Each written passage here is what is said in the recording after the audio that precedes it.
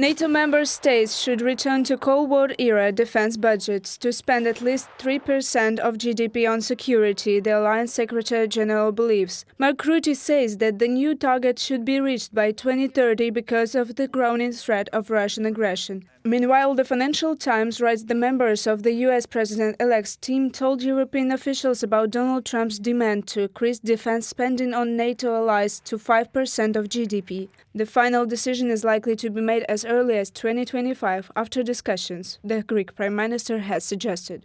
It will become clear once we interact with the new US president what is the figure that we will agree on within NATO. It will be more than 2%, but let's not put a figure on it because we all have our national considerations and we should not forget that we work within a European framework. We need to look at all the means of how we collectively advance European defense. Kyriakos Mitsotakis, Prime Minister of Greece, from the political publication.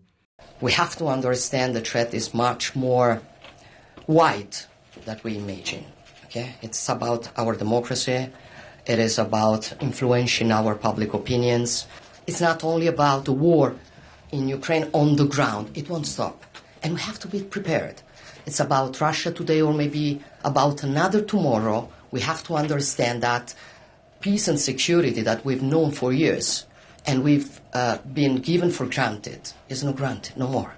The aggressor country's neighbors are the most active in urging the security enhancement. The Finnish Defense Ministry's report calls for the modernization of air and naval forces and the integration of North Atlantic Alliance forces. He is convinced that Russia has moved to a more open, unpredictable and long-term confrontation with the West. Therefore, European defense must be reinforced by any means possible, believes the Prime Minister of Finland. On the security situation in the north, I have stressed over and over again the fact that Finland has 1,340 kilometers long border with Russia, which is an external EU and NATO border.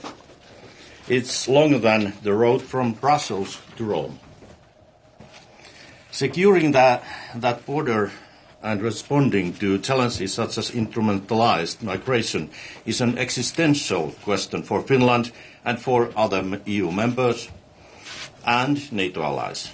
The Russian Federation may attack NATO states before 2030, German Defense Minister Boris Pistorius believes. Earlier, the Swedish Defense Minister and the Commander-in-Chief of the country's army stated about this threat, according to Newsweek. The Estonian Foreign Intelligence Service also believed that NATO could face, quote-unquote, a massive Soviet-type army in a few years. Bordering the Federation, Estonia and Latvia have signed an agreement with Lithuania to strengthen land borders with Russia and Belarus.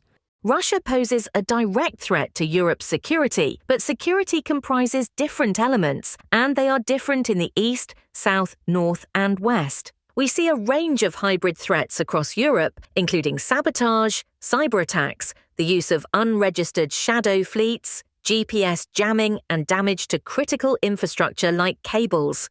Kaja Kallas, EU High Representative for Foreign Affairs and Security Policy from Weil publication. The Kremlin is already preparing the ground for a possible attack, analysts at Foreign Affairs believe. In their opinion, this is confirmed by the scale of Russia's hybrid aggression in Europe and Moscow's cooperation with North Korea and Iran. Reported by Alexandra Zaslavets, Larusa Petruk, UNITE TV News.